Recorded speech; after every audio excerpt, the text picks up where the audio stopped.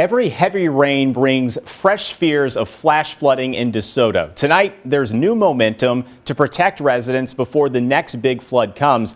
And Only News 4's Russell Kinsall is in Jefferson County explaining what's happening to save people from one of the area's most problematic flood zones. I've lived here 10 years and it's flooded 3 times. James Mayfield is Margaret Moon's neighbor. You have to have a plan because you will get flooded again. So don't know when or where. Guarantee you'll be flooded.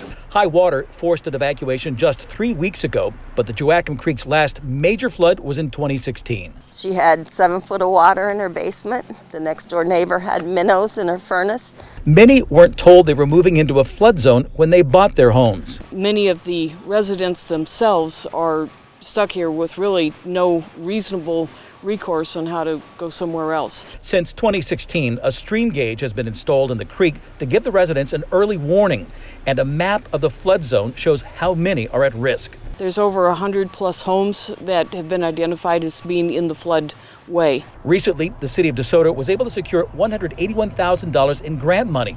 That money will pay for an important study of the flood problem and risk, a necessary step to ever win approval from the federal government to fund a buyout of homes. We think that anytime you have a plan, the FEMA likes to see that. You know, it's instead of just asking for millions of dollars and not really knowing what the result's going to be, I would have to think there's going to be a very large benefit to having a plan. Any future buyout, if it comes, will be voluntary and complicated. And we have people in rental properties where probably the landlords don't want to give up their rental properties, so maybe we can help the renters somehow. There's a long way to go to rescue DeSoto residents in the flood zone from the risk of another flood, but the level of cooperation and the momentum toward finding a solution is really picking up. We have high hopes, and we need high hopes.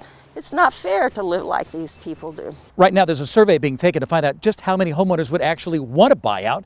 That way, when the study is complete, the city will know exactly how much money to ask for from the federal government. In DeSoto, Russell Kinsall, News 4.